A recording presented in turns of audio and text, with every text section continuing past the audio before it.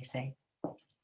Hey everybody, and welcome to Chef AJ Live. I'm your host, Chef AJ, and this is where I introduce you to amazing people like you who are doing great things in the world that I think you should know about. Today's guest is as brilliant as she is beautiful. She is double board certified physician, and today she's going to be talking about a very important subject, your gut health and your immune system. She actually was one of the speakers on the GI Health Summit and did a fabulous job. And whenever somebody writes us and says, who do I see for GI problems? I say, see Dr. Mendez, because especially with COVID, she can actually do telemedicine in most places. So if you are struggling anywhere from here to down there, consider checking her out. So please welcome to the show, Dr. Mendez. It's so good to see you. Thank you so much, AJ, for having me back here. I've loved collaborating with you on already. This is going to be our third show, and the Gut Health Summit was just a spectacular experience. It really was the launch of me doing a series of talks, and now in the past year, I've done over 20 different talks, and all thanks to you and the confidence you had in me, and hoping to share all this information and education with our audience. Well, you know, I know a star when I see one. All I did was offer you a platform because you have all the information. And I love how generous you are. If you don't follow Dr. Mendez on Instagram, I'll put the link because she not only does her posts in English, but in Spanish. That's so inclusive. Yeah, absolutely. So I'm Cuban American. I was born in Cuba, and you know, the Hispanic community, the Latinx community is near and dear to my heart. So I think that all this information, you know, the more languages we can translate it into, the better. To be able to get people healthy, improve their gut health, their immune system. Now more than ever, we are so hyper focused on the immune system, and today we're going to talk about how gut health and immune system is related, and how in optimizing your gut health, we're going to optimize your immune system and allow your body to do what it needs to do. Yeah, I didn't realize until, you know, interviewing like, I think it was like 40 doctors for the GI Health Summit, that's really where our immune system lives. Yeah, absolutely. So 70 to 80% of our immune system lives in our digestive system. So even when we're, you know, as soon as we're born, even before we're born, we think that there's already a colonization of these microbes in your gut, and the immune system starts to be primed right away. So we're going to talk a little bit about that. Yeah, and it's so important because I heard you on a podcast. You were saying that it's one thing that doctors in general don't get any nutritional training, but that at least GI doctors should, because to think that what you eat doesn't affect your gut it's kind of ridiculous. Absolutely, I agree. And gastroenterologists, you know, this is our specialty, everything to do with the gut, with all the digestive organs. And we don't get any more nutrition training than regular doctors, possibly a couple hours more, but nothing substantial and nothing more than we can Google ourselves. So it does create a huge issue for our specialty when we really don't know, you know, regular gastroenterologists really don't know much about nutrition. Patients ask them, and oftentimes their answer will be, you know, it doesn't really matter what you eat. And that's simply not true. In fact, when we counsel people that they should eat healthier, right? One, what does that mean? And second, how is that nutrition affecting our body? Yes, certainly it's contributing to nutrients in our body, but it goes way deeper than that. And the key is in the gut microbiome. Great. Well, anytime you're ready, you can share your slides. Perfect. So hopefully it works here. You guys are in for a real treat. All right. So you can see it, AJ. Perfect. Okay, great. So today we're going to talk about gut health and the immune system. And then some of the objectives are to define the digestive system and some of its functions, then including endocrine and immune functions, and then to really dig a little bit deeper into the gut microbiome and specifically its role in immunity. And then we're going to talk about the role of diet in inflammatory and autoimmune conditions, and what's the best diet and really lifestyle for digestive and immune health. So when it comes to the digestive system, it's not only what we previously thought. We thought it was a hollow tube that really took in nutrients and expelled waste, right? It's so much more than that. It really is such a complex system that is intimately involved with other systems in the body through the production of its own chemicals, enzymes, hormones. The digestive system is actually the largest endocrine organ in the body, if you can believe that. And it produces more than, it has more than 30 hormonal genes.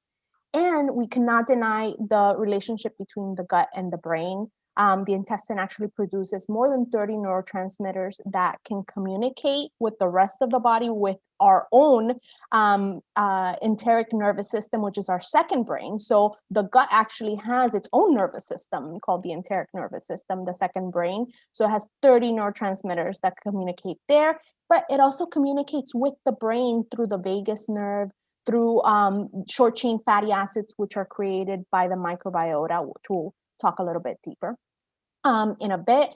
And then, as we said, about 70 to 80% of the immune system is actually in our gut and in something called the gut-associated lymphoid tissue, or GALT, and it is part of our innate immune system, which is our first line of defense. So our body, especially our intestine, is its own ecosystem. Our gut is home to around 100 trillion microorganisms, which include viruses, bacteria, fungi, archaea, and microbial eukaryotes. And there are about 150 to 200 times more microbial genes than cellular human genes. So, different studies say different things, but we're definitely anywhere between only 1% to 10% human, and we're actually about 90 to 99% microbial in terms of genetic material. Okay, so the microbiota actually has a lot more genetic material than we do. So they can do a lot more than we ourselves do. And that is a key to why we may have trouble digesting certain carbohydrates. If our microbiota is out of whack, out of balance, then the key is the microbiota is out of balance. And we need to strengthen the microbiome to help us digest those plant-based foods. So we'll talk about that later. And then, although there's a microbial similarity between humans, like you and your mom, when you're little, you have the closest two microbiomes that two people can share, especially when you're still lactating, when you're still breastfeeding, that it starts to diverge really quickly as the baby starts to eat regular foods. And we know that the microbiome is our own individual fingerprint. So no two microbiomes are alike at all. And in terms of coevolution, I mean, we have studies showing that, you know, petrified feces from like millions of years ago contain this microbiota. So we know that the microbiota has lived in symbiosis with us since the beginning of time. In fact, they were there before us, right? And then we are as dependent on them as they are on us. We give them food, so what we eat, they also eat, and we give them a home. And in turn, they help regulate so many different so many processes throughout our body. And the immune system is no exception. It's the perfect example of this co-evolution between the microbiota and our human bodies. Our immune system has evolved alongside the microbiota, creating a relationship in which they coexist and help each other to maintain homeostasis or balance within our bodies. But they can also have a negative relationship, right? Depending on what we're feeding our bodies, etc. So the gut microbiome, so originally we thought babies were born sterile, meaning they didn't have any microbiome, no microbiota colonizing their colon or their digestive system. But some studies have actually shown that there may be some translocation of bacteria even when the baby's in the womb. So that is still an ongoing area of research, but we do know that babies get their first large big dose at birth as they pass through the birth canal, or if they're born through C-section when they need the mother's skin and the environmental air. And then the microbiome continues to develop through breastfeeding or formula feeding. We know that compared to formula, breast milk really is magic. It contains live culture, so it contains its own probiotics, and it contains prebiotics as well, which are the complex carbohydrates to feed that initial microbiome that the baby is colonizing in its body. When we compare vaginal delivery versus C-section, we know that if a baby is born vaginally, they are they're born with a greater diversity of microorganisms. It makes sense because there's that close contact between the vagina and the rectum, right? And then when they're born with C-section, they have different microorganisms more resembling that of the skin, of the human skin. And then as kids transition to solid food, their microbiome increases even more. So throughout life, we do experience an increase in the microbiome. And, in adulthood is that when we'll have the most diversity possible. And then it starts to decrease again as we age. There's many things we can do to optimize that, of course. But what we do know is at a very young age, 2 to 3 years old, the gut microbiome is mostly matured by that time. So it'll stay usually very stable. After that, it'll increase in diversity, but it'll stay mostly stable. And what all of this tells you is that these first, 3 years of life, really that first 1 to 2 years of life, are essential. They are so instrumental in building a robust microbiome. We know that antibiotics and around birth and in the first year of life really do decrease this diversity in the gut microbiome significantly, and antibiotics in the first couple of years of life do affect the microbiome a lot, and that has a lot of consequences for the immune system. And we'll talk about that. We'll talk about how to optimize that, because the reality is sometimes we need to use antibiotics, right? If we have a life-threatening infection, we need to use antibiotics. So it's just about being wise when to use antibiotics and knowing how to optimize your microbiome around that antibiotic use. So again, going back to that early life, we have some influencers. Some are positive influencers on the gut microbiota, some are negative influencers. So some positive influencers associated with increased microbial diversity, and microbial diversity means we have more of all the bugs, but that tends to mean more of the good bugs. We want a sturdier, more robust microbiome, meaning more diversity, because then we'll be covered in all the essential functions that the microbiota do within our body. So the more diversity equals better gut health. So some good positive influencers include good maternal health during pregnancy, healthy weight, healthy nutrition, healthy lifestyle, being born vaginally, as we mentioned, breastfeeding. This may not always be possible, but we need to be supporting moms and families a lot more with breastfeeding to optimize this initial rush of probiotics and prebiotics to the baby. And then siblings and having pets are actually associated with increased microbial diversity throughout life. So I know AJ has a beautiful dog. I have 2 dogs, and pets are a wonderful addition to our families and to the microbiome as well. And then some negative influencers are the opposite of all those things, right? It's poor maternal health during pregnancy, poor nutrition, poor lifestyle, being born by C-section. Again, this is not always something that we can modify. So a lot of us, were born by C-section or have had to have cesarean births. And perinatal antibiotics, as we mentioned, that means antibiotics around birth, right? Before we're born and right after we're born. And formula feeding, again, a decreased microbial diversity associated with this. And any kind of early life trauma has been associated with decreased microbial diversity. So all these are really, really important things so when patients come to me and, they tell me, Doc, look, I've had gut issues my entire life. Nobody has ever been able to explain these things to me. I go back to their birth. Like, I ask them about how they were born, what's what are their relationships like, what is not only their nutrition, what is their lifestyle like I take in all of that information to really help guide them, because I think when people understand where their health issues may have stemmed from, when they may have been initiated, it really gives them kind of this this understanding, this peace, and then you guide them through optimization of their gut microbiome and their health. And it really does create a better relationship with their own bodies, their health, and they have a lot more hope and understanding of their own disease process.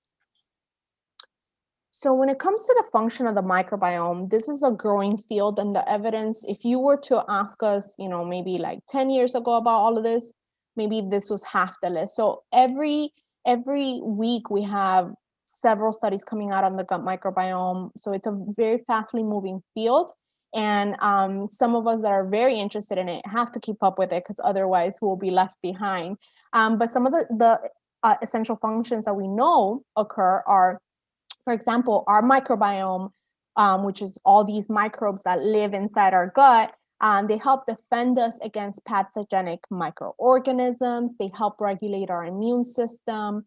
They degrade toxic compounds. They digest food that we cannot. Keyword there, because that is the key to a lot of food intolerances, especially, we've seen a lot of plant-based people then all of a sudden start introducing animal products. And it's because this is the key. They are not tolerating plant-based foods, and it's because they have a microbial imbalance. So the key is not to avoid these foods. The key is to work with somebody that can help you, heal your microbiome and that imbalance and get you tolerating these foods again. And then the microbiome also helps us facilitate the absorption of minerals and nutrients. It synthesizes essential vitamins like vitamin K, folic acid, and amino acids, which are the building blocks of protein. And then it creates these beneficial products called short-chain fatty acids that travel throughout our body and help regulate inflammation. So how does the gut microbiome work? So this is a simplistic visualization of how the microbiome works. We're saying good and bad. It really is more complicated than that. But for this presentation, let's say we have, all of us have good bugs and we have bad bugs. There's no way to get rid of the bad bugs. If we were to take massive amounts of antibiotics to try to get rid of them, we would get rid of a lot of the good ones. So we don't want to do that. What we want to do is feed, empower, and create an optimal lifestyle for the good microbes so that they can thrive. And then they can do all the essential jobs, which one of them is basically keeping these bad ones under control. So we have these good, which are commensal microbes, and we have the pathogenic or disease-promoting microbes. Under certain circumstances, the good may act a little bit bad, and under circumstances, the bad may act a little bit good. But in general, this is a good way to visualize this system. So then, what do these microbes make? So they make a lot of different stuff, but one of the ones that I want to focus on are that when we eat fiber, and fiber, we don't mean from supplements, we mean in the form of whole plant foods, the microbes, that's their food too, okay? They only eat plant-based foods. They don't eat animal products.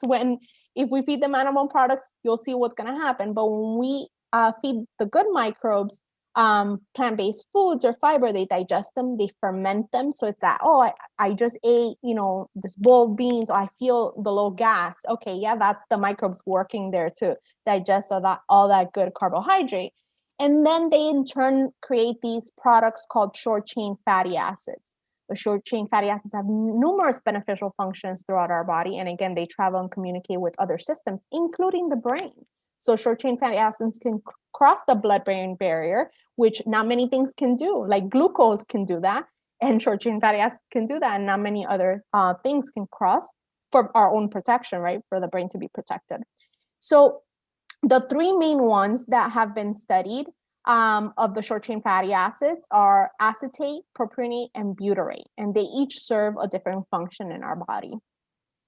So again, let's define these terms. So we've all heard of probiotics, right? Probiotics are these beneficial microbes that confer a beneficial result in our body. And those are probiotics that we may take by supplements, that we may find in food, but they're also the ones that are beneficial that are already there in our gut, right? Those are the ones that we want to empower with the good stuff.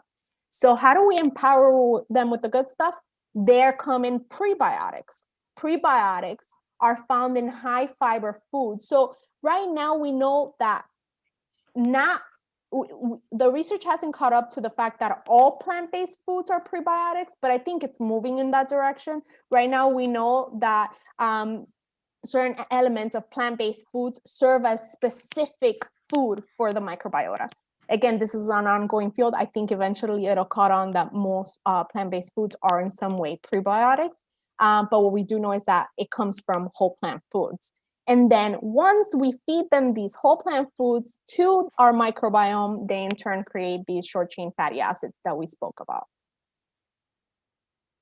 So what do the short chain fatty acids do? So they actually serve as the main source of energy for the cells that line our digestive system, our colon, okay? And they and actually our small intestine too. And they help regulate various processes throughout the body. For example, they protect the mucus layer that lines the gut. That is a very important layer, and we're gonna see the visualization in a couple slides. They're involved in fat deposition. So when we want to talk about weight loss, diabetes, and all these metabolic syndromes, the money is on these short chain fatty acids. So we really need to optimize our microbiome so that they can create all these wonderful products. And then inflammation, autoimmune disease, allergies, etc. That is that it's heavily involved with the short chain fatty acids. And then we said regulation of the immune system. So if the good microbes create short chain fatty acids, what do the bad microbes create? So this is one of the things that the bad microbes create. They create other inflammatory products, but this is one of them. I'm sure a lot of you have heard about TMAO, trimethylamine oxide.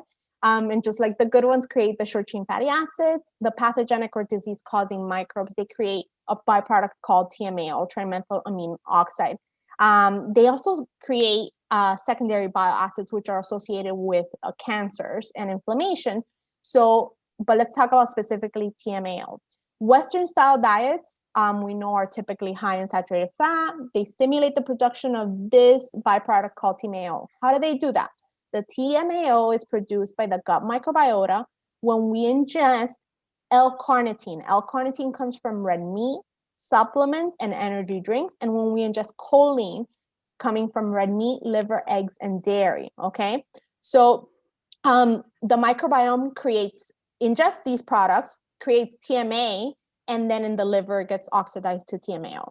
So TMAO has been associated with all types of disorders, including type 2 diabetes, heart disease, Alzheimer's disease, chronic disease, and many, many others, okay? And what's interesting is that studies show that people who consume a plant-based diet, like for example, vegans, they don't create TMAO, okay? So even I think one of the studies showed that even if you fed vegans meat products, I think it would take more than X number of days, more than a week to even start seeing TMAO in their body. So they don't even harbor a microbiota that can create this. So that's really interesting and exciting, and it tells us a lot, about disease. So we said that all of us have the good bugs and we all have the bad bugs. So what we want is a microbial balance, okay? We want a balance where the good bugs have everything they need in their environment, meaning a healthy lifestyle, right? Everything they need in their environment to work optimally to protect us from disease, to do all the functions in their body. When they don't have what they need, meaning we're starving them or we're feeding the bad ones, then there's going to be an imbalance, okay? That can happen through that the poor nutrition, like a high fat, low fiber diet, for example, standard American diet or standard Western diet. It can happen through medications too. So we know that certain medications cause a microbial imbalance. Things like that have been associated with microbial imbalances are obviously antibiotics, right? That. PPIs, antacids, steroids are another example. Oral contraceptives are another example. So when there was a study that was presented in the European Digestive Disease Week, I think it was a year and a half ago, right before the pandemic started, that actually showed that of they compare like 30 most commonly used medications, 17 of them disrupted the microbiome. So most medications can disrupt the microbiome.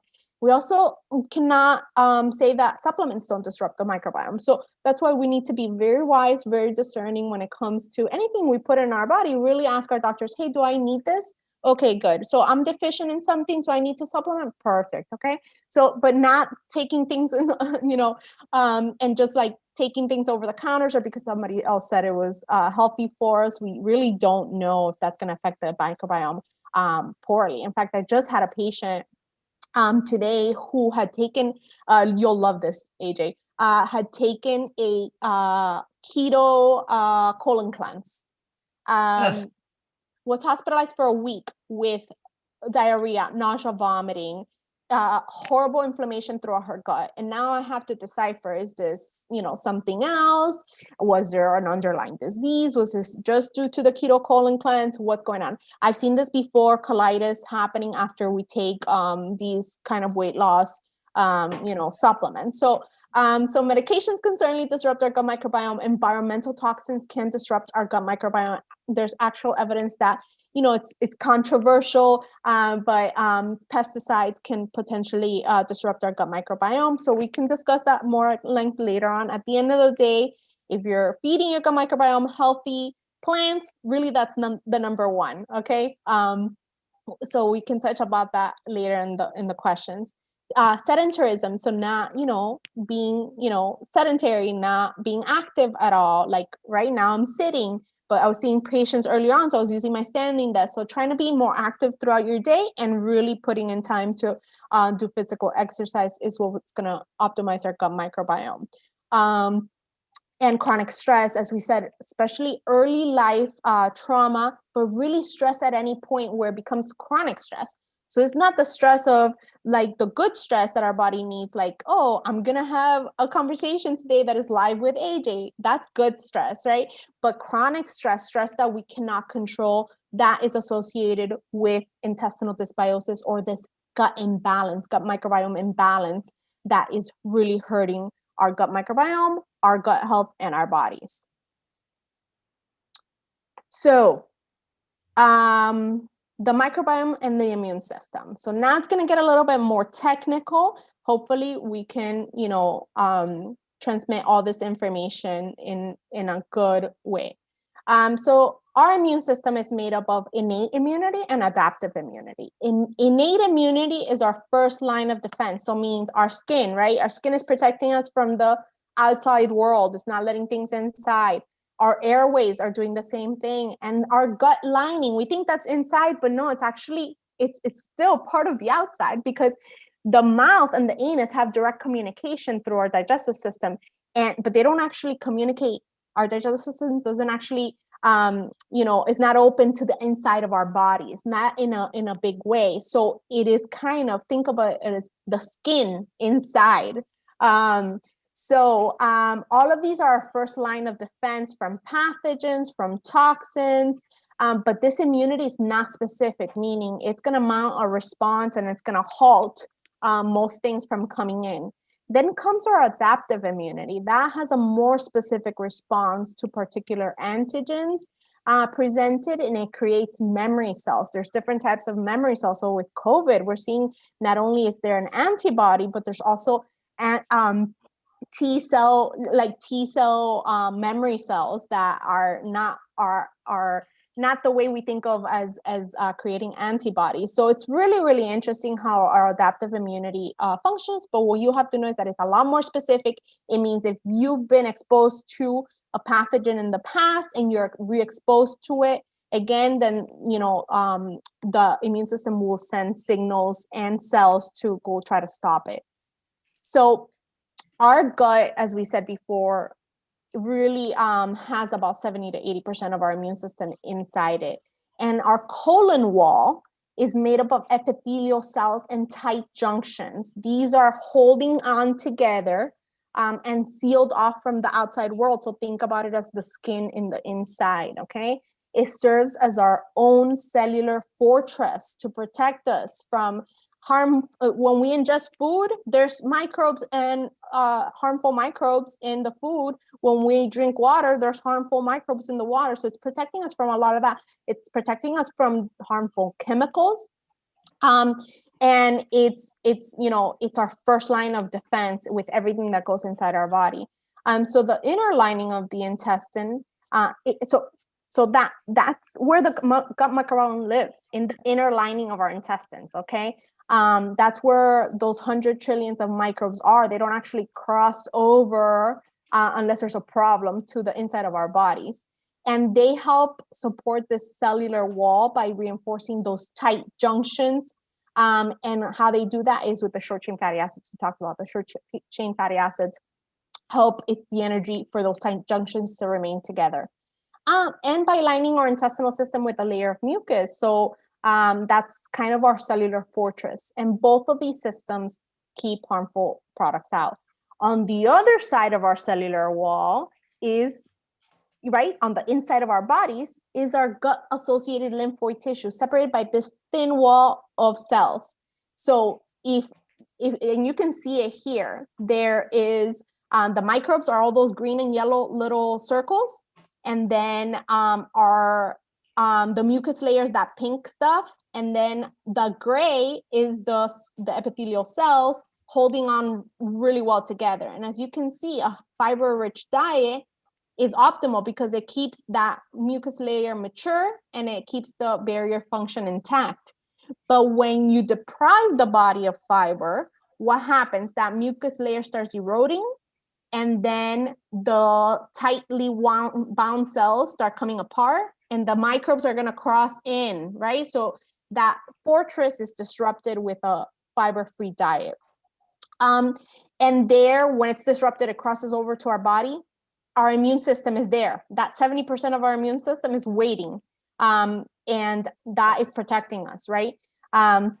So by working together, the microbiome and the immune system are preventing things from like pathogens, harmful products like lipopolysaccharides from entering our body. And this allows them to communicate with each other and regulate inflammation and immune response to invaders. So I love this visual because it really puts into perspective a fiber-rich diet versus a fiber-free diet. So because the microbes help reinforce our colonic wall, when there's an imbalance, meaning we have more of the bad ones or we're not feeding the good ones, that epithelial layer starts to come loose. And this is called increased intestinal permeability or leaky gut. Okay, it's the layman's term, but the medical term is increased intestinal permeability. So if our microbe remains disrupted long enough, then that mucus layer will come down and then harmful products will come into our body. This leads to a cascade of inflammation and an impaired immune response. This could lead to overreaction of our immune system and rise in things like chronic inflammation that we see in obesity, diabetes, heart disease, chronic kidney disease, inflammatory bowel disease, autoimmune disorders, or it could give a rise to food allergies, especially if this happens earlier on in childhood. This chronic inflammation, even though it's overreacting, because it's highly focused on the inflammation, it's under-focused on the other processes. So that puts us as more vulnerable for viruses and infections. That's what we see happening now. And I have a slide on this happening now in COVID, right? We know that these chronic conditions like obesity, cardiovascular disease, diabetes, right? The immune system is hyper-focused on dealing with that chronic inflammation. It doesn't have room to actually stop the virus. It doesn't have, it's not a healthy immune system. It's overactive for the chronic inflammation and underactive to fight off infection. So we'll go back here. All right, so this is kind of like the same visual, but bigger, where things like a high fiber diet, like high in fruits, vegetables, whole grains. In this study, they use the example of a Mediterranean diet, but we know that this happens too in whole food plant-based diets. It feeds the microbiome, it creates that increased diversity, it keeps the intact permeability of the barrier function, and then allows that to maintain a tolerance versus inflammation. right? We don't want the immune system overreacting when it's a benign pathogen or a benign anything. We want them reacting just exactly when they need to, right? And then on the other side, on the right, is the typical Western diet, high in red meat and processed foods and low in fiber, which creates this imbalance of the gut microbiome because you're depriving the good microbes of food. So you're starving them. So you're allowing the bad ones to proliferate, increase in numbers, and the bad ones create these inflammatory chemicals, cytokines. One of them is that TMAO. And more importantly, the pathogenic microbes don't reinforce, they don't create short chain fatty acids, so they don't reinforce the cellular fortress. So that mucus layer starts to erode, and then that barrier function comes off, it starts to separate, and all these harmful microbes come into the body. That creates a loss of tolerance, meaning we're going to be attacking things we shouldn't attack, and we're not going to be attacking things that we should attack. So it creates an impaired immune response. So that was the hard part. Okay, so that was the more technical part. Hopefully, that was understandable. And then we'll talk about just diet in general. What does the diet say? So a lot of us have seen this study from journal Nature in 2014 that showed that a change in one's diet quickly reflected in a person's gut microbiome in a matter of days. And for example, they put people on animal rich diet, and they saw that it created a microbiome that was full of bile tolerant microorganisms, which are the bad type. And guess what? These microbes that it promoted had more antibiotic resistance capabilities. So that's really alarming. So when we say, okay, I'm going to give you this antibiotic for this infection, for a lot of people, that antibiotic may not work. Why? Because we have these microorganisms in our body that are resistant to certain antibiotics. And, we can talk about at length where that comes from. We know that a lot of animal feed has antibiotics in it. In fact, that's creating the Academy for Infectious Disease declared that this is an area that needs to be regulated because it's creating a lot of antibiotic resistance within our populations. In general, it's estimated that 50% of antibiotic use in the United States is unnecessary, meaning when you're giving an antibiotic for a viral infection. So that's why I always, it's not a shunning and a completely saying, no, modern medicine sucks, because we know that it keeps us alive in many circumstances and it's very much needed, but it's having that honest conversation with your doctor, asking them, look, do you think this is a bacteria or is this a virus? Like, do I really need these antibiotics? And if you do, you do, because if you have a UTI and your symptoms are not improving, that urinary tract infection can literally kill you within days. So it's having that open and honest relationship and conversation with your doctors to see if you really need the antibiotics. So it promoted these microbes that convert bile into secondary bile acids, which are associated with inflammation and colon and liver cancer. So this was the animal protein-rich diet.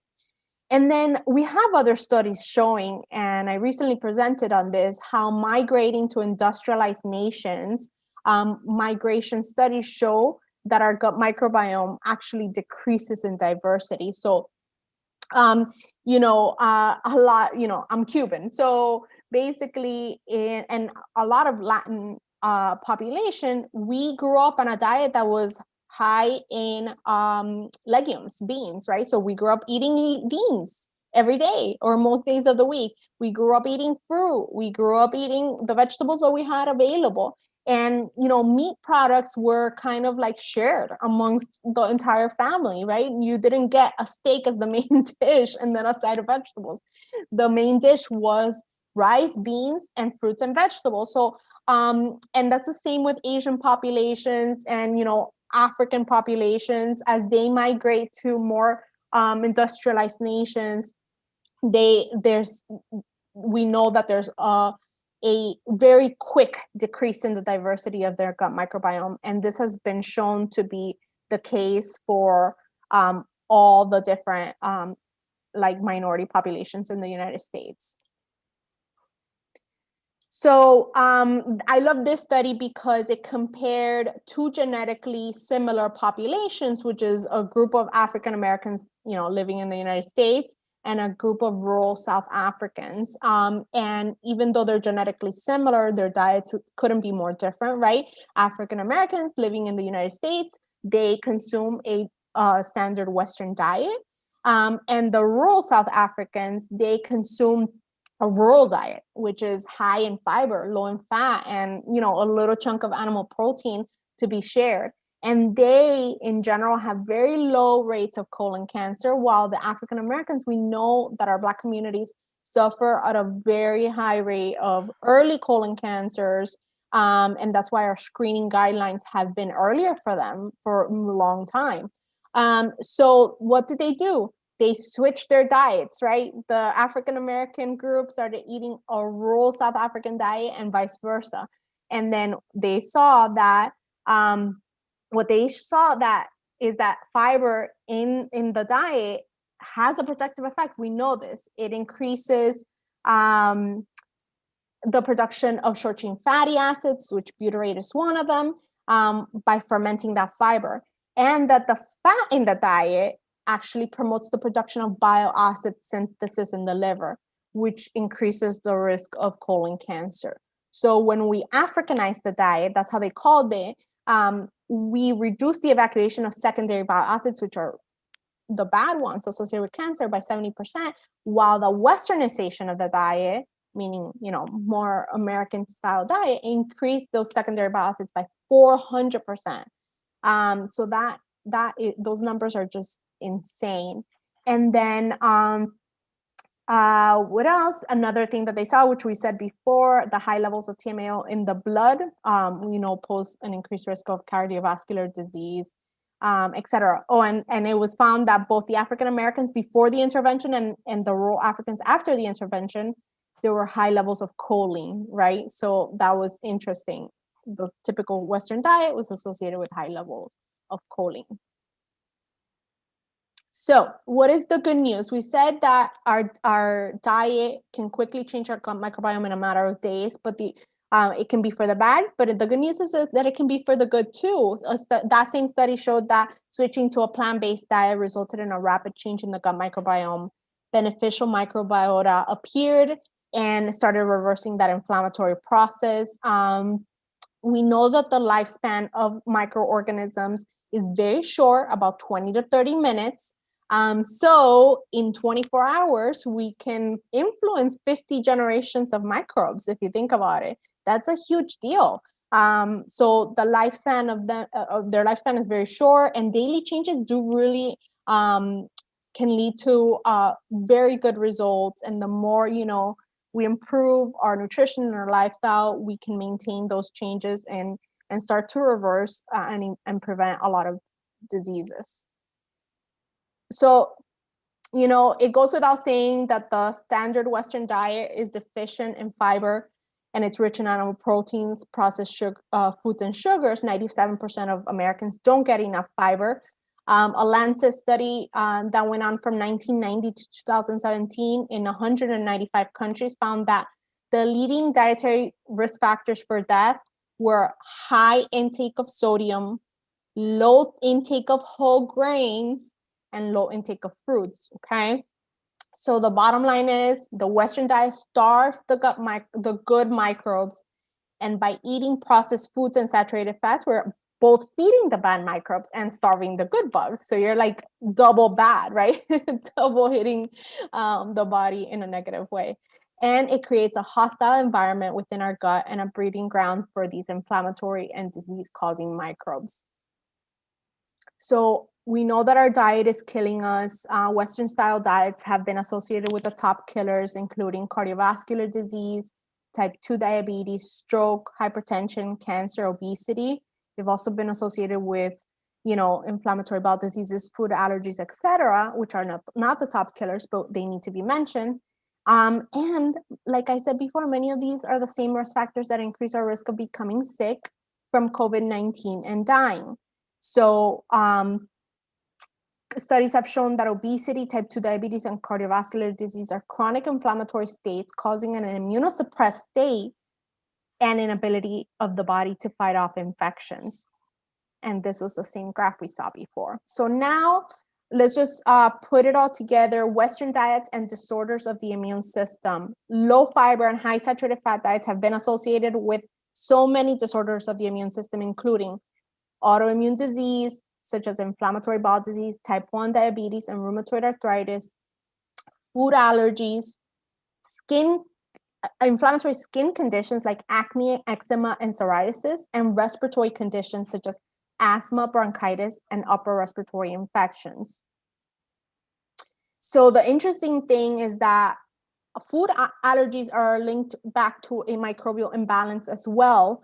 So we have these regulatory T cells that we call TREGs, T regulatory cells, and they are very important in the normal function of the digestive and the immune system. And certain bacterial species, such as Clostridium and Bacteroides, they work together with short-chain fatty acid butyrate to induce the production of TREGs. Without enough TREGs, we lose tolerance to protein in the diet, which can lead to different types of allergies. So this is one of the theories of why, early antibiotic use in kids is resulting in this dysbiosis that is leading to an increase of food allergies. Now we're seeing kids with so many food allergies, right? Like I grew up around kids that never had any food allergies, and I'm sure you did too, AJ. Like now all of a sudden all the kids have food allergies. And this is one of the reasons. It goes back to this microbial imbalance. So what are the top foods to optimize our gut microbiome, our digestive system, and our immune health?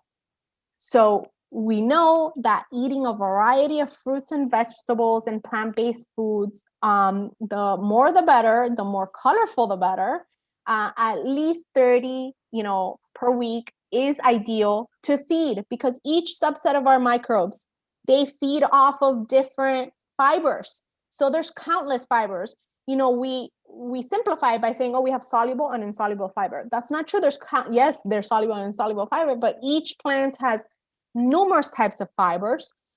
So each subset of species of microbes, they group together and they're in charge of digesting different fibers in each food. So by targeting a wide variety of plant-based foods, then we're feeding a wide variety of microbes. The more color means the more antioxidants. At the same time, we want to avoid processed foods and refined sugars because they feed the bad microbes, right? And we want to avoid those red and processed meats because they also feed the bad microbes. They're incredibly unhealthy, high in saturated fat, and they've been associated with colon cancer. In fact, processed meats are a type 1 carcinogen, just the same as cigarette smoking for lung cancer. So how to optimize our nutrition? I think this is more for people that are not already plant-based.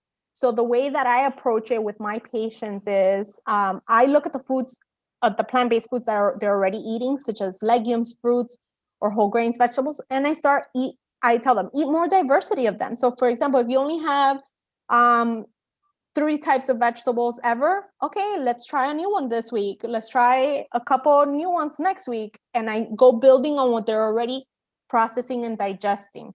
For example, if you eat 3 different types of fruit per week, exactly, add 1 or 2 more different ones. Now, if you never eat a whole food group like legumes, you don't eat legumes at all, it would be hard to start you off eating like the harder to process legumes. So there's a gradient when it comes to legumes, and some of the easiest to digest are things like lentils, peas, edamame. Okay, so I would start with those and then build from there. At the same time, eliminating those processed foods, processed meats, dairy, eggs, and then I would go, that's the order I do it. I eliminate processed foods, processed meats first, then I eliminate, dairy and eggs if they are willing to go forward with that. And then, then 4-legged animals and then 2-legged animals, etc. And then I tell them, start slowly. Add a new food every 2 to 3 days. Don't think that you have to make these changes day to night, because especially if you have a baseline of digestive symptoms or digestive disorder, you may have a lot of issues digesting these foods. So I tell them, go very slowly and build on the ones that you're already eating, and then start taking away some of the bad ones. And then little by little, in a couple of weeks, they're mostly plant-based after a couple of weeks. And then I tell them with legumes, soak them at least 24 hours. If you have issues digesting legumes, throw out that water, put new water in, and then you can start cooking them. And like we said, soybeans, lentils, and split peas are easier to digest.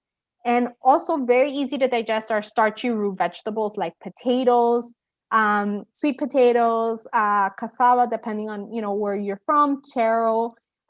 We eat a lot of taro. Asians eat a lot of taro.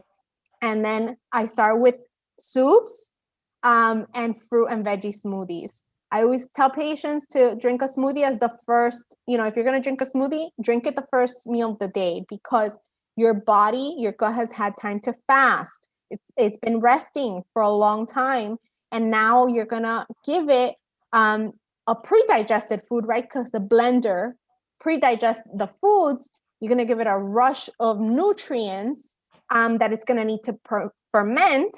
But if you give a smoothie in the middle of the day, in between meals, then that fermentation may make them really gassy and uncomfortable. So I tell them, drink the smoothie as the first thing of the day. It's going to be super refreshing, super energizing. And then you just eat your foods the rest of the day, if you choose to have a smoothie, of course. And then I tell them, start with cooked vegetables, and then you can, include later on as we progress, you can do more raw. And we do whole grains slowly, and we can discuss, gluten, etc. And then we leave raw vegetables and harder to process legumes for last. And then digestive issues. If you already have digestive problems, you should make these changes under the guidance of a specialist. It would ideally be like a registered dietitian that knows about plant-based nutrition, right? Because not all doctors, not all healthcare workers are the same, trained the same, etc.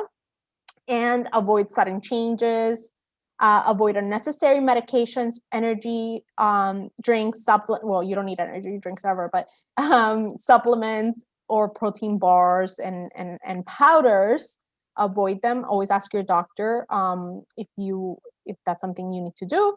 And if it was not prescribed by a doctor, really ask before you start consuming over-the-counter products. And these are my 8 tips to optimize your immune health. We saw that the immune health really is intimately tied to the gut health. We cannot separate these two.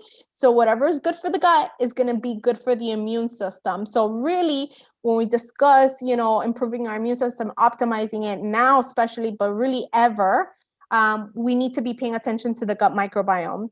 And these are eat real food, whole foods, consume mostly or 100% plant-based nutrition. The goal is 30 diverse plant foods per week or more, but you're not going to go from 10 to 30, right? It's going to be slowly. Also include fermented foods. They're incredibly beneficial, but if you don't need to consume them every day, it's just part of your rotation in that 30 plus plant foods per week. I like starting with miso paste and tempeh because they're easier to digest for a lot of people. I think sauerkraut may be a little bit more difficult to digest. For some people, pickled vegetables are great. And then kimchi, not everybody likes kimchi. It's very spicy, but that's great too. So there's a lot in terms of probiotic foods that we can do. We want to minimize or avoid toxic substances like alcohol, tobacco, pesticides, medications, and unnecessary supplements. So alcohol is associated with a decrease in the microbial diversity. Tobacco is associated with a decreased diversity of your gut microbiome. Studies show that pesticides are too, but that the pesticide is still an ongoing area of research. And we already discussed that some medications create that dysbiosis. So always consult with your doctor if you really need to be continue taking this. And then one of the least emphasized of the tips in general, and the one really that should be the most emphasized, is go out into nature. So 1 teaspoon of productive earth has like 100 trillion microbes in it. 1 teaspoon of productive earth, meaning earth that has not been overly processed, overly sprayed, etc. So just getting your hands in the dirt, growing a little plant in a pot, all of that increases your microbial diversity. So, and especially with kids, like and with dogs, like I let my dogs go outside and run around because it's so healthy for their gut health and their immune system. So really, the studies show that at least 120 minutes of being out in nature per week is associated with optimal health. So that's 2 hours in nature per week. So at least that every week is what we should be doing. Obviously, getting restful sleep. We know that decreased sleep or poor sleep increases our cortisol levels, which does affect the gut microbiome negatively. So we want to make sure we're optimizing sleep. Practicing mindfulness and de-stressing techniques. All of us have stress. Stress is a reality that we all have to deal with. It's not going anywhere. It's part of the human condition, and it's about how we manage that stress. So as part of my treatment strategies, I prescribe breathing techniques. I prescribe meditation, because all of that not only helps our gut-brain connection, it optimizes our gut microbiome. Obviously, exercise needs to be part of a healthy lifestyle. We know that exercise diversifies the gut microbiome too. So make sure you're getting at least 30 minutes of physical activity per day. And social connectivity really decreases our stress levels, in general, not necessarily during COVID, but in general, being connected to our loved ones, and really improves our stress levels, and it optimizes our health. So those are my tips. And I do see patients virtually, nationally and internationally. I really recommend subscribing to my page, because I do have a health blog where I have different topics. Like I wrote an article on COVID and gut health, or the microbiome. We know COVID changes the microbiome, so that was really interesting. And I'm on Instagram as Plant-Based Gut Doc. Wow, that was amazing. You should see all the wonderful comments in the chat. My favorite thing you said, I took some notes, was pets promote a more diverse microbiome. Yes, so if we think about it, pets, they're like an extension of Earth, if you think about it, right? So they not only drag in dirt with their paws, but even if you're like in a city, right, where they're not exposed to dirt, they have a microbiome, as all living things do. So any exposure to diversity in the microbiome, whether it's siblings, other kids, other adults, and pets, is gonna increase our gut microbiome, especially with pets, because they lick us. We're touching them, we're touching our face, they lick us, all these things. So really, there is a translocation of microbes happening there. Because people ask me, they're like, how do pets increase your gut microbiome? How does being like playing with the dirt increase your microbiome? Like they think it's like by osmosis, it magically happens. No, like it's a very tactile process. We're touching it, we're playing with it, sitting on the ground, outside, all of that. It's a very physical process, and there is translocation into our mouths, and therefore into our gut. Well, from now on, I do let my dog kiss me, and I let other people's dogs kiss me. And if somebody says, "Ooh, that's gross," I'm going to go say, "Hey, I have my doctor's approval, because I'm merely diversifying my gut microbiome." Yeah, absolutely. So, I always tell people, like, as long as, it's not a sick animal, it's fine. And with kids, before like probably 1-year-old, I wouldn't recommend it. But in general, kids are gonna be touching everything and putting their hands in their mouth, so it really doesn't matter. They're gonna get exposed to it. Absolutely. Do you have time, Dr. Mendez, for a couple of questions? Yeah, absolutely. Okay. Good. I'll first answer the one that came in for me, because I got a lot of compliments on the t-shirt that I'm wearing today. And it's actually designed by a doctor named Dr. Sill, who's writing a book, and I'm hoping to have her on the show. So I put the link in the chat box where to get it. And there's a few other styles that are they're really soft and they're really cute. So cute. And, I shared them with my husband. Here's the other one. So anyway, just check it out if you're interested. They're really soft. I like things that are soft, so that's why I like it. It looks so much. super soft and comfy. I love it. Really thank you. So I always give priority to the people that sent their questions in advance. So I'm going to do these first, and if you have time, we'll do the chat. But there is one in the chat that's super important because Paul wants to know, do you accept any kind of insurances for your consultations? So that's a great question. So I'm physically seeing patients in Indiana. I work for a hospital system. That's the only time that I do accept insurance. Outside of that, insurance restricts us in many ways. Like the consultations can only be 30 minutes, and in that 30 minutes, we are supposed to do everything. So that's why I started seeing patients out of insurance, because I really can devote as long as I want, as long as we need, to really get patients healing in a very significant way. So only in Indiana through insurance, otherwise without insurance. Like so outside. I didn't realize you lived in Indiana. Why did I think you lived in Florida? I live in Florida, so I have a new full-time position, which was really part-time, but I really found a great position. I was here in Florida in private practice and decided to quit my job during the pandemic. And then I went and searched for the optimal position, and I found it in Indiana. So I'm there 9 days a month, but the rest of the time I'm working virtually from Florida. Nice, terrific. Wow. Okay. So the first question submitted in advance is from Melanie. She says, my doctor recommends fish oil as an anti-inflammatory to heal the gut. What do you recommend? Yeah, so that's a great question.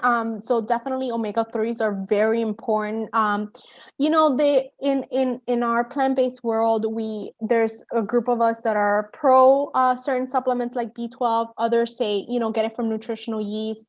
I think it's important, and I think the Sure Size, they're the brain experts. They recommend that earlier in life and later in life, we should try to supplement with omega-3s. It definitely does not have to be from fish oil. So my recommended omega-3 is just from algae. You can find that, really in several places. One of the brands that we like, it's in liquid form. We use it because it's in liquid form for our son. So all of us just end up taking it. Is Vivo Life. It lasts us several months. It's just algae omega-3. But also, you can get omega-3s from chia seeds, flax, and hemp. So there's definitely plant-based foods that have it. I think that unless you're going to be consuming all those seeds and like walnuts, etc., every single day, I would take a supplement a couple times per week, and then the days that you're eating those, you don't need to. But really, you can get algae omega-3 in several places. Great, thank you. These two questions they asked to remain anonymous because they're about poop. So, so the first one is it safe for one to perform a digital disimpaction on themselves?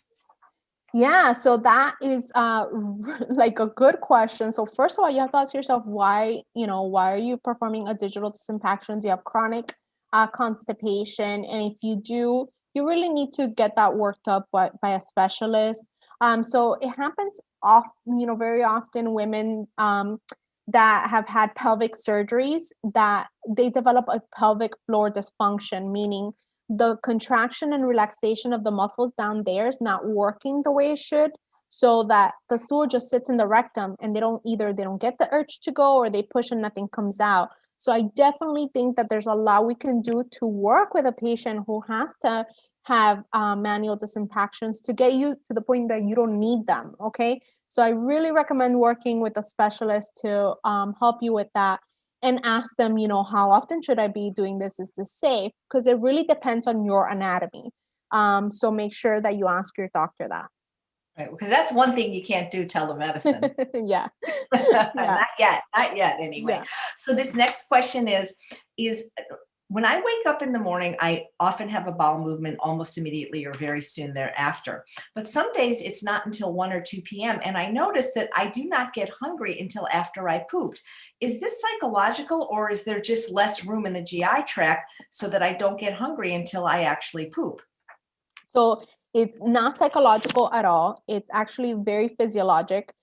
So we know that within the first hour of being awake, our body is sending us signals down there to evacuate the contents in our gut.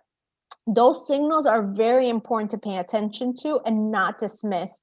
So I put my patients on regimens where it's a morning evacuation regimen, just like a sleep hygiene, we have an evacuation hygiene.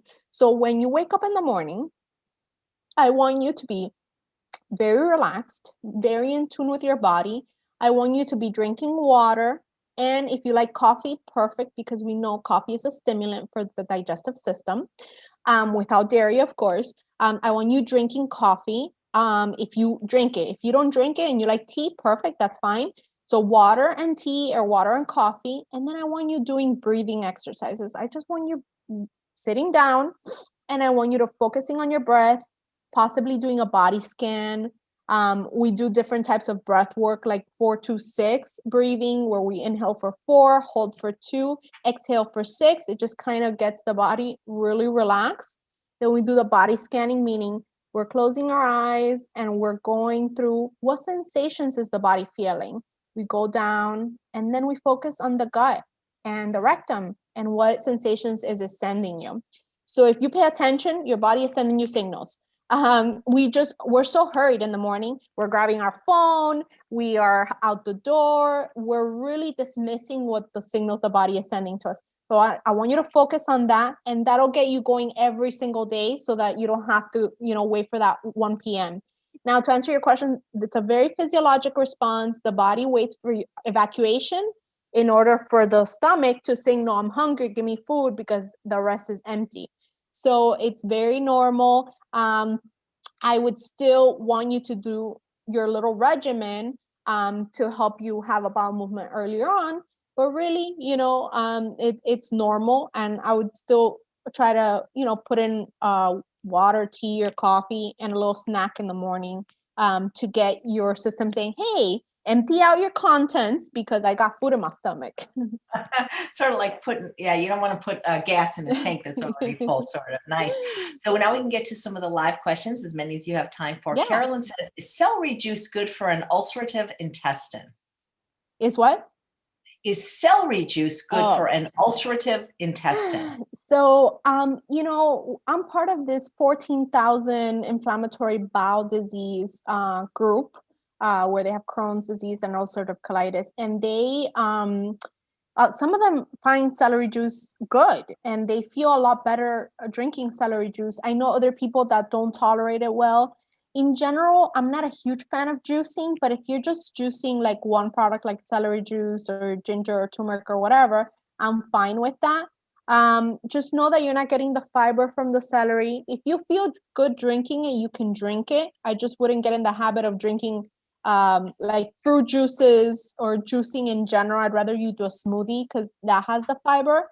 But if you feel good doing it, you can do a celery juice whenever you want. Great, thank you. Elizabeth says, how does the COVID vaccine in general, specifically in vaccines in general, affect our gut microbiome? So I love this question because actually I was having a very good discussion yesterday with somebody on Instagram about this. So we know that, and in fact, there was a study, I think from the UK that was recommending people take prebiotics and probiotics before they got the vaccine to optimize their gut microbiome so that the immune gut microbiome effect was perfect to receive the vaccine and increased immunity. So the study showed that when we take prebiotics or probiotics, you have a better immune response to the vaccine.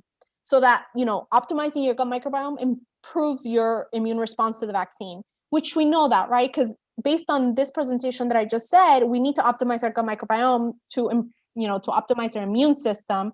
So it makes sense that an optimal gut microbiome would optimize the protection we get from the vaccine. So that's what we know. We know that improving your gut microbiome will improve your immune system to respond the best it can to the COVID vaccine. We know COVID, not the COVID vaccine. There's been no study to show that the COVID vaccine actually hurts the gut microbiome, or that I know of. I haven't seen any vaccines hurt the gut microbiome. But specifically the COVID hasn't been shown to do that. But we know COVID, the virus, the SARS-CoV-2, actually has more intestinal receptors than lung receptors. So there's more receptors accepting the virus in our gut than there are in the lungs. And it has been, COVID has been shown in the stool. The SARS-CoV virus has been shown to be shed in the stool. In fact, one of the ways that they track how many people in a population, like let's say in a given city, have been infected by COVID or by the virus, is that they test the source. They test the sewer water. So we know that COVID actually worsens our gut microbiome. It decreases the diversity of the gut microbiome tremendously. I have patients who are long haulers who were previously whole food plant-based and running marathons, who actually their immune system responded fine when they got the infection, but then it developed an autoimmune disorder afterwards, and they're still having a hard time to recover. So that is really concerning. We know that people who get the sickest from COVID, their microbiome is even more in disarray. So mild cases, some disarray, moderate and severe, a lot of disarray in the gut microbiome. So that tells us, and it's what we said, right? The immune system and the gut microbiome work hand in hand, and this virus specifically binds to our gut and creates a huge dysbiosis. Now, if we get the vaccine, then basically we are, we're not protecting ourselves from being exposed to the virus again. But what we're doing is that our body is primed to be like, oh, I already know this virus. I'm going to stop it. So it actually prevents that replication process. So even if a few of the viruses bind to our gut, it prevents it from replicating in our body. So it will prevent a huge dysbiosis. Is our hypothesis at this point. And really, in optimizing our gut microbiome, we're both optimizing how effective the vaccine is going to be, but also we're optimizing our immune response if we get it. So hopefully that answers that question. Great, thank you. Robin said, is there a connection between taking antibiotics early and acquiring celiac disease? Yeah, so that's a great question. So we know that, celiac disease is basically has a genetic predisposition. About 1% of the population has celiac disease, and there is a genetic predisposition. We know that with any disease in general, there usually is a genetic predisposition, but we know that the gut microbiome, for example, one of their jobs is to turn on and off genes. So if we give them an optimal environment, they're not going to be turning off damaging genes. So we know something environmental happens that causes your predisposition to celiac disease to be turned on. That could be toxins in the environment, it could be food, it could be an infection, it could be medication. So certainly antibiotics could cause that to be turned on. That is great. Thank you. So I just saw an interesting question on dysbiosis from April. Does increased intestinal permeability always manifest as gut issues like gas and bloating? Can it manifest as headaches with no noticeable gut issues? Yes, absolutely. So it's funny because patients will suffer from something like acne or migraines or really anything. And then later on, they'll develop digestive systems. And it's not until they develop the digestive systems that I go, okay, what other conditions do you have? Okay, yeah, all of this is associated with an imbalance in your gut microbiome. So absolutely, you do not have to have GI symptoms to actually have something that may have originated in the gut. So increased intestinal permeability is being associated, and dysbiosis in general, that imbalance, is being associated with over 100 different diseases, from, migraines, Alzheimer's, anxiety, depression. So if you just go down, autoimmune disorders, food allergies, cardiovascular disease, pancreatic cancer, so many different things. So absolutely, it could just manifest as another symptom. Great, thank you. Renee says, can you talk about the possible dangers of emulsifiers to the gut lining? And do you know which plant milks don't have emulsifiers?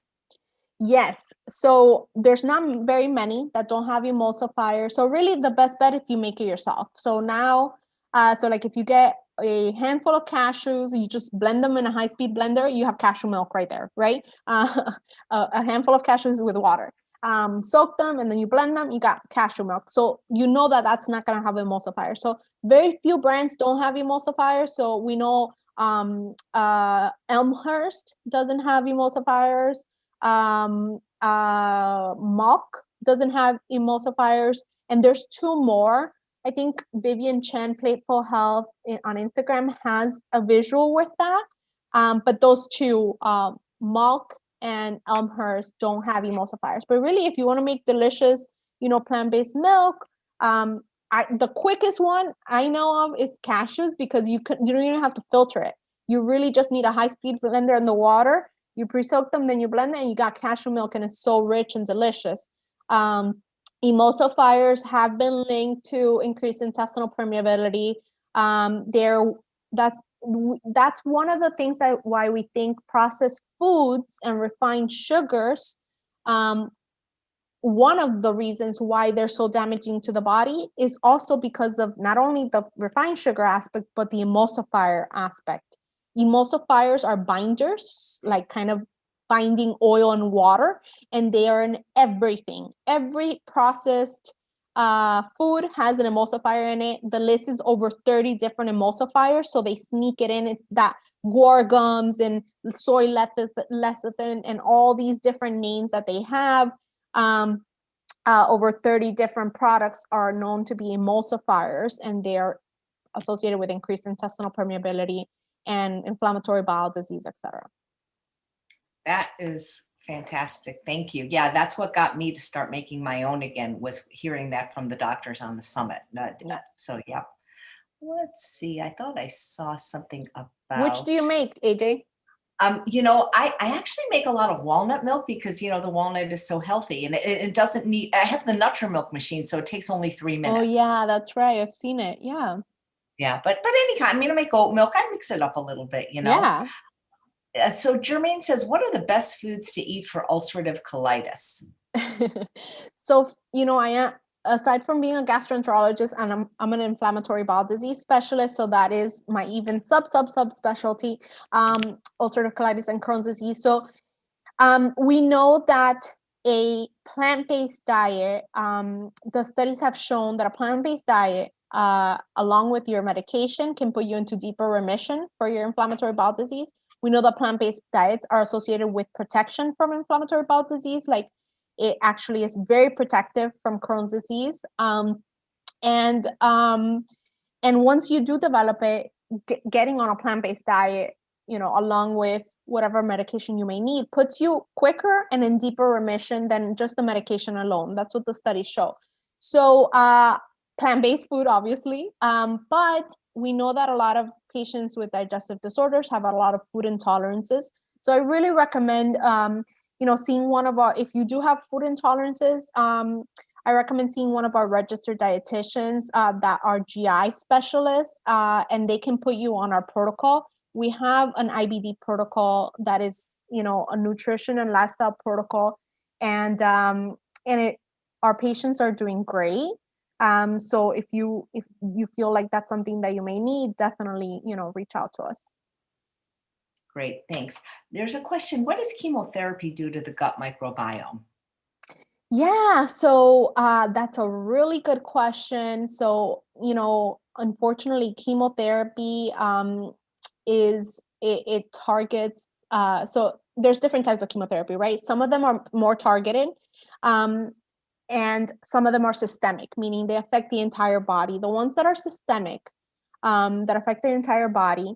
We know that they're going to kill all the fastly reproducing cells in the body. So one of the cells that fastly reproduces is the lining of our intestines. So it is going to kill the gut lining. And that's why people get, diarrhea and nausea, vomiting with chemotherapy.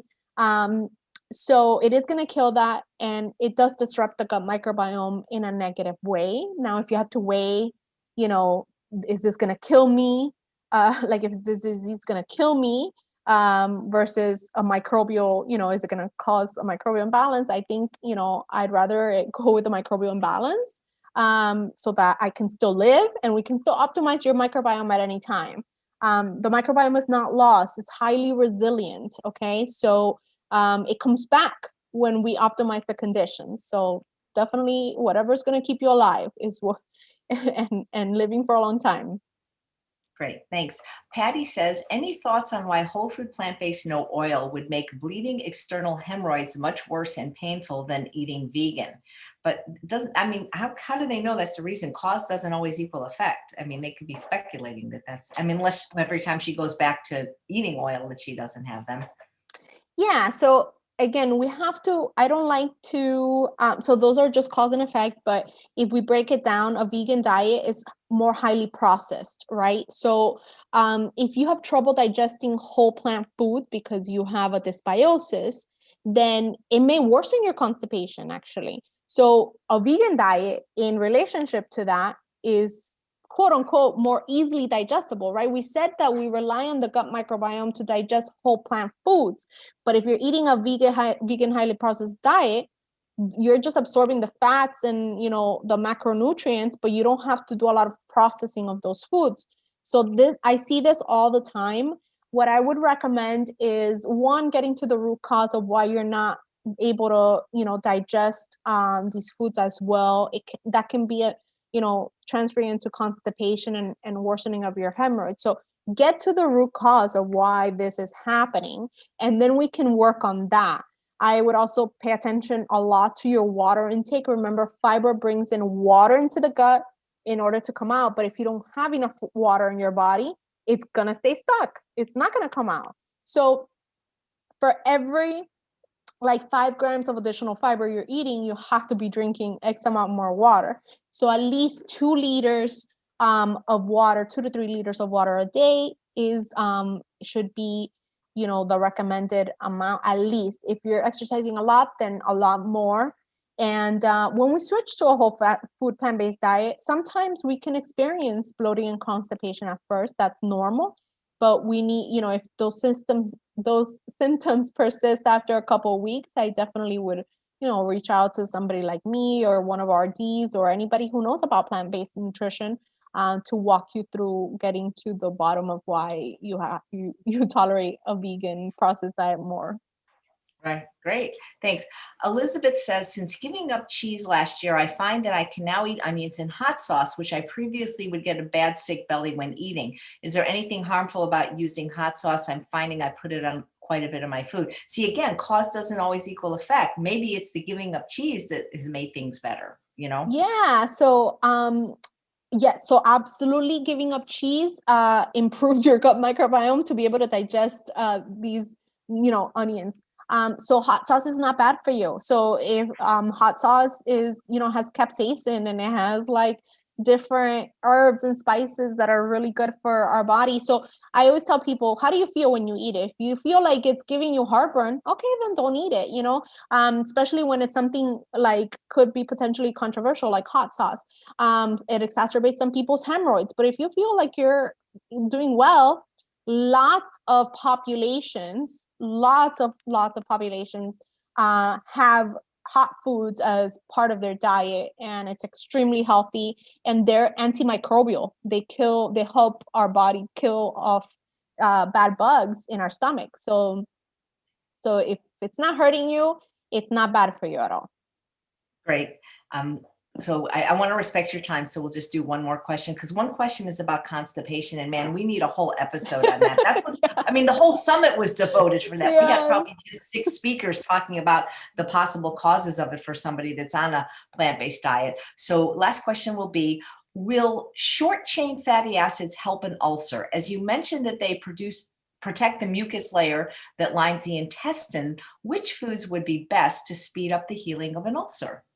So it depends on where the ulcer is. So if we're talking about an ulcer in our stomach, which is usually where we're talking, mostly about ulcers, it won't protect you because the short chain fatty acids are created in the colon and they circulate through our peripheral system, through our blood system, throughout the body, but they're not going to do a whole lot in your stomach. So in general, if you have an ulcer, this is where, especially if you have an ulcer in your stomach, this is the time that I would recommend an antacid medication. I would do it for a short period of time, 2 weeks, a month, and then rechecking to make sure the ulcer healed. And that's it. If it healed, okay, we're going to optimize the rest of your health, but you don't need to be taking the medication any longer. But that would be a case where I would see why you have an ulcer. The two most common causes of ulcers are H. pylori infection in the stomach and NSAID use. So ibuprofen, naproxen, Motrin, Advil, Aleve, and all these non-steroidal anti-inflammatories are associated with ulcers.